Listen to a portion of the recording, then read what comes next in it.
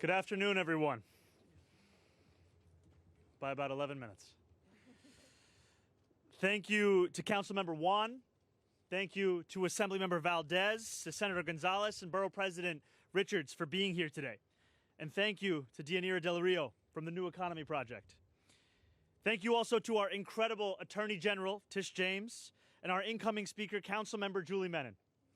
It is a privilege to be here at Hunters Point South Park Outdoor Gym, which certainly has to be in any conversation about the most picturesque gyms in New York City.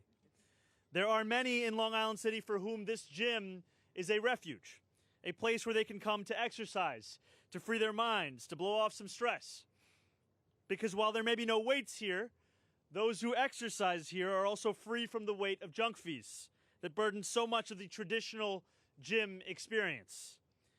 Now, some of you may have seen me try to bench press, the key word being try. I have enough humility to know that I am not an expert in gym equipment or push versus pull workouts. But I have heard from enough New Yorkers to know about the miserable experience of them joining a gym only to check their bank account and realize that they have been billed for fees or trapped into a subscription that they never knew they had signed up to pay. The proliferation of junk fees has exploded in recent years, and it is by no means limited solely to the gym industry. We reckon with it when we try to buy concert tickets, when we book a flight, when we settle our credit card bill, or even when we pay rent. A $5 fee here, a $10 fee there. What seems small adds up quickly, and the aggregate of all of these fees only buries New Yorkers deeper in a cost of living crisis that defines too many of our daily existences. These fees are not only making it harder for our neighbors to afford life in this city, they are also a sign of disdain and disrespect that corporations and bad landlords hold for working people. When you scrimp and save for a Taylor Swift concert that you have been looking forward to all year, only for a massive corporation to add hundreds of dollars at the final moment, that is disrespect. When your landlord adds fees to your rent payment at the last moment, that is disrespect that leaves you uncomfortable in your own home. These fees are unfair to consumers. They do a disservice to other businesses as well that operate honestly without trying to deceive their customers. But here is the truth. We do not have to accept this broken system as permanent. Under President Biden, the FTC took sweeping action to go after junk fees, and they delivered change. Under Chair Lina Khan, they instituted a junk fees rule that they estimated would save Americans 53 million hours a year, that they would otherwise spend searching for the true price that they would have to pay, or $11 billion in time savings over a decade. We are going to deliver similar action on behalf of the 8.5 million New Yorkers who call our city home. Today, I am proud to stand with so many leaders across our city and our state as we sign an executive order that will target those same junk fees and deceptive practices right here in our city. I am joined by Sam Levine, our Commissioner of the Department of Consumer and Worker Protection, who served until last January as the Director of the FTC's Bureau of Consumer Protections. Put simply, there are few people in our entire country, if any, who have as much experience leading this work and achieving meaningful results as Sam does. This executive order has three components. First, it will establish a citywide junk fee task force chaired by our Deputy Mayor for Economic Justice, Julie Su, and DCWP Commissioner Sam Levine to advance this work. Second, it directs Commissioner Levine to wield the power of the DCWP to crack down on hidden junk fees and deceptive business practices. And third, it empowers the DCWP to enforce compliance with city law. When businesses seek to circumvent and violate both existing and new junk fee rules, Sam will have my full backing to pursue enforcement actions. We are also signing a second executive order to crack down on subscription tricks and traps. I am directing DCWP to monitor, investigate, and enforce violations related to these very tricks and traps. We will make recommendations to the City Council so that we can devise legislative solutions to these deceitful practices. And we will coordinate with our partners, including the Law Department and our very own Attorney General Tish James, to ensure coordination across government in this effort. It is hard enough to live in New York City without having to worry all the time about whether you're being ripped off. Our affordability agenda is also about an agenda of dignity. And there are few things more undignified than feeling taken advantage of by someone you are already paying. These are the first steps towards a future where New Yorkers know that they are getting what they're paying for, that companies are not draining their budgets with impunity, and where city government takes meaningful, tangible actions that materially improve the lives of New Yorkers across the city. Thank you very much. And now, our Attorney General, Tish James. First, let me say hello to all the teachers and the students who are not in class. I want to thank, I know, first day back. I want to thank the Mayor Mamdani, and of course Speaker Menon, and my colleagues in government from the City Council and Commissioner Levine and the advocates for their partnership and their leadership in the effort to lower costs for working families. The executive orders that the mayor released today perfectly show his deep commitment to addressing affordability in the city of New York and ensuring that the city of New York is a place where all of us can afford. And today's executive orders tackle subscription traps. And those are the recurring subscriptions that you see each and every day that are difficult to cancel. As most of you know, we've taken action against a number of companies, Uber in particular, for subscription costs that were hidden, as well as Equinox. Individuals had a difficult time canceling their gym membership, and we secured over $600,000 for individuals in the city of New York who were complaining that it was difficult for them to cancel their gym membership, and they continued over and over and over again getting these subscription memberships. We've seen them all before, these hidden costs. Oftentimes they're referred to as service fees, as add-on fees, as processing fees. At the end of the day, the bottom line is that they were all hidden fees, and it was difficult for individuals to cancel these fees, but not anymore. Like my colleagues here today, I've spent my entire public career focusing on addressing the felt needs of New Yorkers, making sure that New Yorkers can afford to live here in the city of New York, from rising rents to obviously these ridiculous fees. And just last month, as I mentioned, my office took Uber to task for locking New Yorkers into these very, very expensive subscriptions that were impossible to cancel. In addition to that, as I've just mentioned, we secured $600,000 from Equinox for making it difficult to cancel gym membership. We also held Nissan dealers throughout the state accountable for charging junk fees that drove up the cost of cars, returning millions of dollars to consumers, including a lot of those teachers that are staring out the window. Companies should not be able to profit by tricking consumers into recurring charges that require hours of time to basically prevent them from happening. And so we sued. You know, it's important that individuals understand, if we heard from consumers all throughout the city and all throughout the state, that it basically took hours for them to basically cancel these subscriptions. And that's hours away from families, hours away from children, hours off of work. And in some cases, they had to deal with these customer service lines, and oftentimes it was AI. But in some cases, there was not even a customer service that they could even speak to, which is why they called our 1-800 office. It's this concern for the lived experience of New Yorkers that is the trademark of this mayoral administration. And it's that same concern that guides me each and every day. And that's why it's great to stand here today as the whole of government as we respond to the needs of New Yorkers. I want to thank also Governor Hochul. I want to thank my colleagues in Albany because we just recently passed the Fair Business Practices Act. It just became state law. Our UDAP laws, our consumer laws here in the state of New York have not been updated for over 30 years. And so we were having a difficult time in getting judgments against companies for not just deceptive business practices, but unfair and abusive business practices.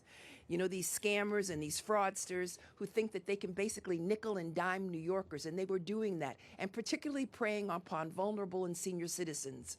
But not anymore. With these state-level protections in place, with this mayor in City Hall, with Speaker Menon, with the members of the City Council, which are predominantly women, I might add, we're deploying a multi-level government defense in response to the needs of working families here in the city and across the state.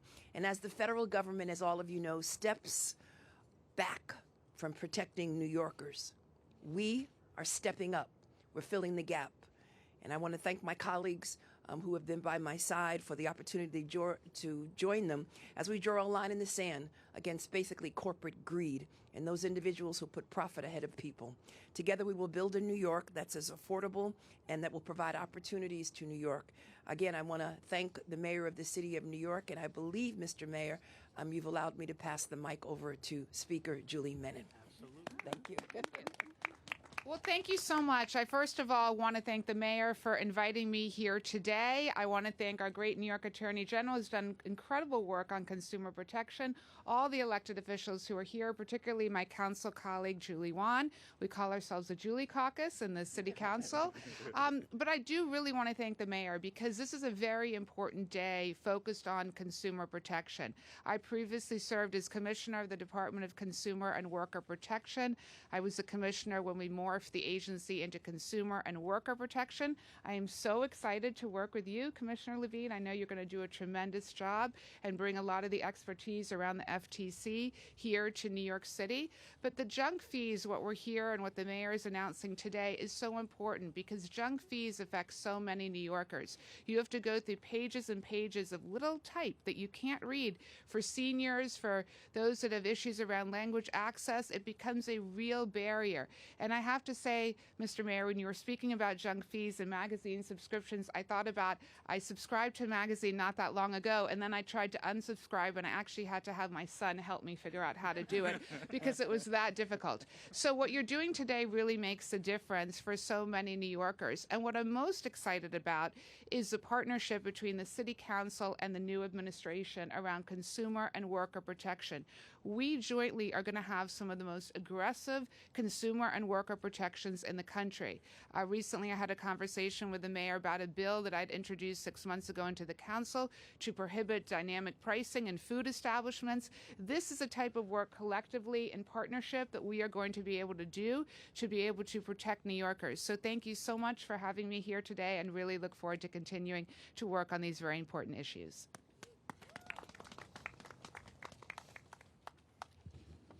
Good afternoon.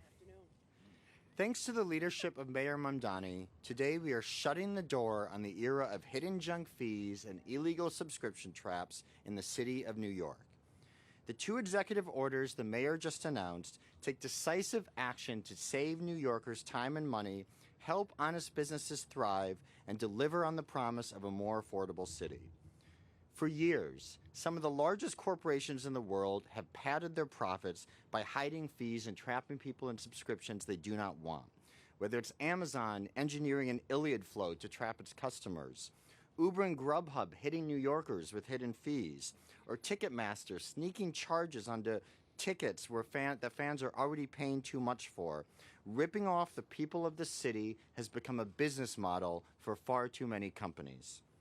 Starting today, the Department of Consumer and Worker Protection and the citywide Junk Fee Task Force will bring a whole-of-government approach to stopping these abuses, putting money back in people's pockets, and leveling the playing field for honest businesses.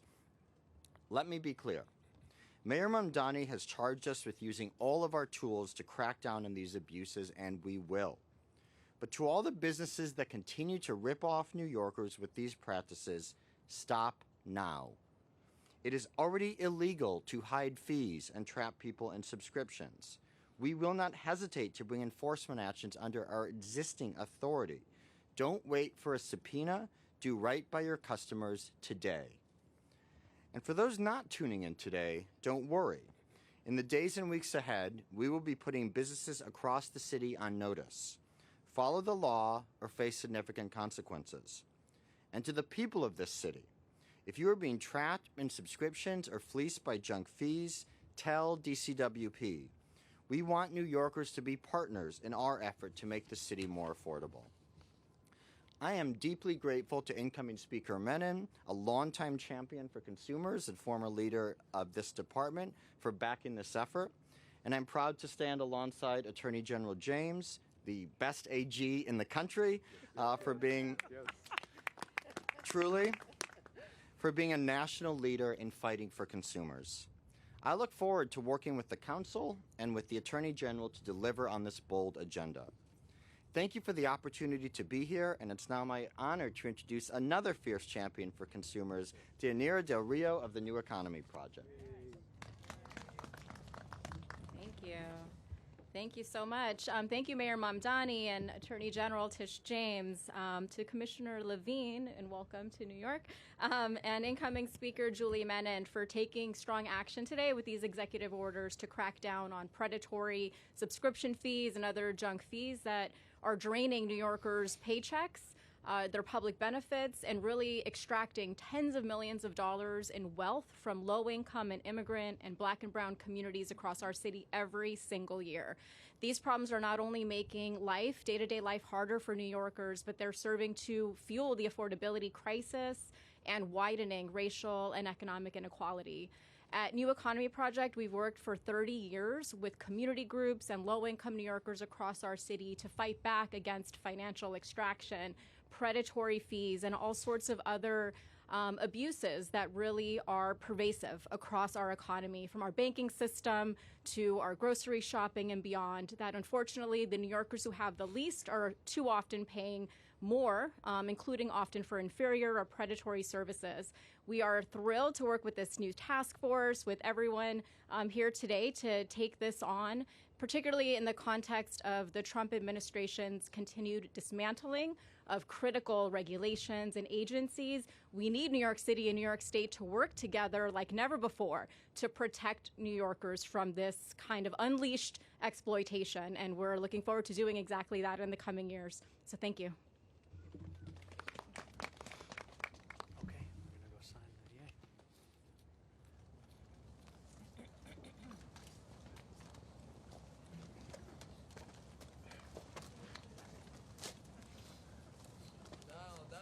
Down, please. Thank you.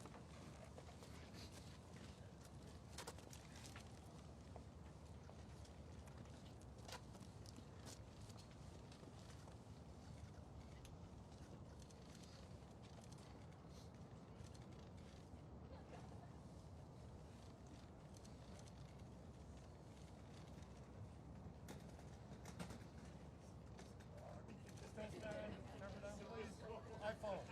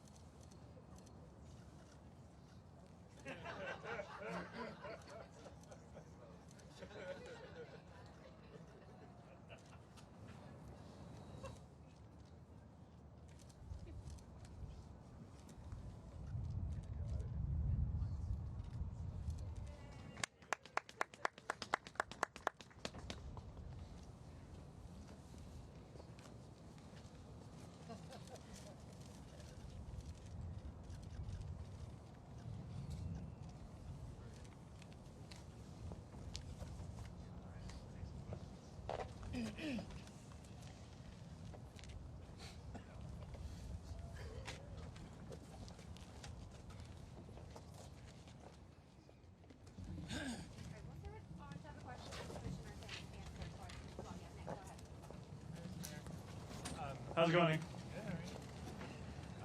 Bomb you on it.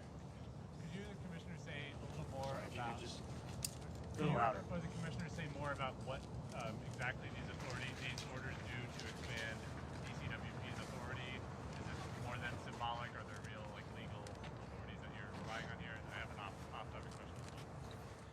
So this is, and my commissioner is also here with me. This is a clear directive to DCWP to exhaust all of the existing authority that it has in ensuring full compliance with the law as it is, as well as a robust investigation into the practices that are taking place across the city and potential legislative fixes to those practices. And that's also part of why I'm so appreciative of the partnership in Speaker Menon and the fact that her background stems in this very kind of work. Because ensuring, as she said, that this city has the strongest consumer and worker protections in the country is not something that can be done alone. It is something that can be achieved when an administration and a council are working hand in hand, and when we have a commissioner whose knowledge, fluency, and experience on the topic is unparalleled. I don't know, Commissioner, if you want to add anything else. Sure. You know, what I would add is I have heard a lot of companies and their fancy lawyers argue that junk fees are not deceptive. So I want to be clear, and the executive order makes clear as Commissioner of Department of Consumer and Worker Protection, it is deceptive to hide fees. It is deceptive to trap people in subscriptions. The mayor has directed us to use all of our tools to enforce the law, to make the city more affordable, and that's exactly what we're going to do. So again, my message would be companies might not think it's deceptive, but they should actually examine our authority. If they don't, we're going to be making it very clear to them that the era of ripping off New Yorkers is over. So I wonder if you could give us an example of what kinds of fees you're talking about. Because I know, for example, if I order food from, say, Grubhub or DoorDash, it has a whole bunch of things that say fees, but you really never know what they are. And if you order tickets from Ticketron or any of these other StubHub, they say fees, but you really don't know what they are. So are those junk fees? I think you're listing them out right there. But I mean, are they junk fees, and how do you tell the businesses that they can no longer do that? And is the second part of the question, is there any estimates of like how much each individual New Yorker is hurt by these junk fees, both individually and as the citizens of 8.5 million people in New York? Well, I think first I want to make clear that we are so lucky here in this city to have an Attorney General like Tish James, who provides us in her work an example of the very kinds of fees that have been charged under the guise of legality when in fact they are blatant attempts to rip New Yorkers off. I mean, the Attorney General went through fees when it comes to ride-sharing agencies, fees when it comes to car dealerships, fees when it comes to gyms. And this is what we're seeing is throughout New Yorkers' day-to-day lives, they are, like you said, engaging with fees that are often not delineated, and they are being asked to trust that these are in fact legal. And so what this will do is illuminate what of these fees are legal and what of them are being grouped together under the guise of that are actually outside the bounds of the law. Because as you've said, we know that the practice of buying concert tickets, for example, is one that is a fraught experience for many New Yorkers. You time your day around the moment those tickets are released.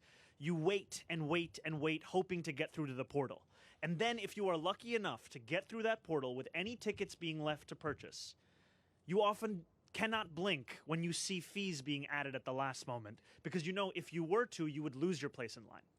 And so that is a company taking advantage of the excitement of New Yorkers to see their favorite artists, to see their favorite teams. And now what we are going to do is make clear both to those New Yorkers that they have protection coming through DCWP, but also to those companies that they need not wait for the subpoena. They need not wait for a piece of mail that informs them. They can just turn on CBS Channel 2 or any of the channels that are here and hear about the fact that this directive is now going to be the law here in New York City. Hi, yes. I have an on-topic and off-topic, but my on-topic is, with these fees, it's like whack-a-mole, They could add it to the administration fee. They could say if you pay with your card, we need to charge you $2 extra. Some people don't even know that their bank accounts are being charged that extra fee. I mean, how do you go after that part? Because I think that's where New Yorkers are being charged and are unaware. I think a lot of this comes down to a sense of impunity, frankly. If you allow companies to violate the law on a regular basis, the lesson that they will learn is that they can continue to do so at an ever-increasing scale.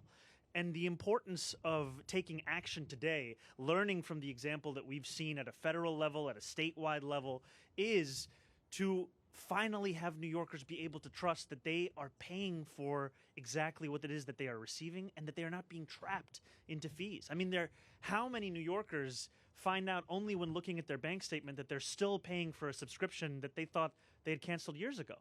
And I think, like the speaker said, it's not just about money. It's also about time. When the FTC took this action, one of the ways they measured it is in time being saved. I cannot tell you the time that I have spent trying to figure out what I'm signed up for and how to get out of it.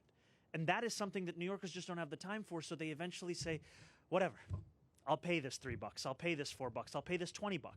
That's not a way that we actually have to live any longer. And I'm so glad to have someone with the national experience here in New York City in our commissioner to take this on.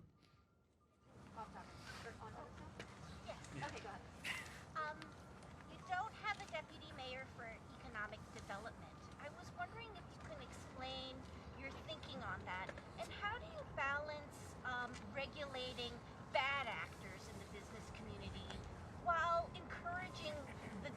lawyers to invest and grow in the city.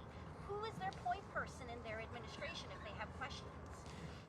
Their point person will continue to be our Deputy Mayor for Economic Justice, Julie Su. We, as an administration, are focused on not only generating prosperity and continue to do so here in our city, but also in ensuring that that prosperity reaches the lives of each and every New Yorker who calls the city home. And I am excited by this action, not just for what it does to protect consumers and workers, but also, frankly, businesses that are law-abiding. We see so many businesses who are following the regulations as they are, and then they look at someone across the street who's violating them, and then they ask themselves, what am I doing? Why am I the chump at the end of the day? And what this does is actually show that that is the correct way to approach business in New York City. That is the kind of business that deserves our support. This is the business that has to get into compliance. This is not about punishment. It's about compliance. We want people to follow the law as it is so that New Yorkers can thrive in this city. Thank you. Hi, Mr. Mayor. Hi, Melissa. How are you? Nice to see you. We have heard you say that there's been a restructuring. We see it in the executive order that you issued. And you've also said that the police commissioner's role won't change under that, but it's getting a lot of attention. Some people still believe that you're demoting your police commissioner. I just want to know, can you tell us a little bit more about the thinking behind the actual reorganization, and specifically to whom will your police commissioner report?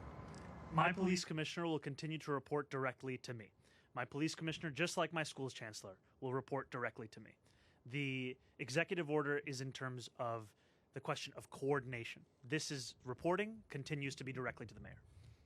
So it's sort of like a day-to-day management, dealing with all the... Exactly. This is about the daily minutia of coordination, not about the question of reporting. Yeah, for the clarity. Absolutely. Good afternoon, Heather with News 12. My question is about the executive orders. What does the enforcement action look like for these businesses, and what specific industries are you planning to target first? Well, thank you. One of the things that the mayor made clear in the executive order is that these are industry neutral. There is no industry that is above the law. There is no industry in which it is legal to trap people in subscriptions or hit them with junk fees. Should we find companies that are engaging in these practices, we're going to take them to court. We're going to make sure that they pay back consumers who got harmed. We're going to make sure they pay a penalty to the city for breaking the law. And we're going to make sure that they're not allowed to continue ripping off New Yorkers. So we're going to be looking across the marketplace to make sure people aren't getting ripped off. And we're prepared to use all of our tools to make that a reality. Quick on topic and then quick off topic. Why not? On topic-ish. Ish? Ish. Well, okay, it's the FIFA dynamic pricing thing that we Yes. talked about. We'll take. I'm wondering, has there been like any update there? It seems sort of related to this. And now that you're no longer a candidate but the mayor, is there anything that you can, this group can do in terms of reversing that dynamic pricing thing? I'm thankful that we have an incoming speaker who, as she said, had introduced legislation not even less than a year ago that spoke to dynamic pricing specifically within the question of groceries. And I continue to voice my opposition to the use of dynamic pricing here for the soon-to-come World Cup and the necessity of it being a more affordable experience for all. And I look forward to the conversations, ones that have already begun, both internally and externally, in making that case. Because what we are seeing, I had a New Yorker the other day come up to me and ask me if there was any way I could help him get World Cup tickets, because he was saying that the cost that he saw for a game was $600, right? This is increasingly out of reach. We have made what used to be a working class game into a luxury experience. And there are too many for whom it doesn't matter where the World Cup is being played in the world, they know where they're going to watch it. It's TV. And we want to ensure that there are more experiences available to each and every New Yorker. Just off topic, real quick. I know you were asked about this over the weekend, but I'm wondering if there's been any updates at all in terms of transportation of Maduro from Brooklyn to Manhattan, arrived by helicopter in court today, is my understanding. Have you got any information about whether or not that's going to be detained? Are they going to shut down the bridge as they did with El Chapo? So I continue to stay in constant communication with my police commissioner and the NYPD, and my job as the mayor of New York City is to ensure that any federal action has a limited impact on the day-to-day lives of New Yorkers, and that's what we're going to continue to deliver on. Just a quick off topic. Hi, Mr. Mayor. How are you doing? Hey, how's it going, Joe? Good. I was wondering if you could give us any updates on your security clearance. And on the timeline, do you sense anything is like amiss or unusual, or does it seem like this is the standard course of business? And since you don't have it yet, can you walk us in a little more detail about how you're getting information and what kinds of information? Absolutely. Everything is going as according to a typical timeline. I'm in the process of applying for that clearance, and I'm also thankful that there are senior members of my team that already have that clearance thanks to past positions that they've held. And so as a result of that, New Yorkers have nothing to fear about my ability to both represent our city and also to deliver for it. Have that, like the police commissioner and some other... And my chief counsel. Great. And then we have one more item. Yes, we do have another item, which is... As New Yorkers know, junk fees, you don't always know where they are. They surprise you at the last moment. And so I would invite members of the press to look underneath their chairs and to find a very example of a junk fee just like that.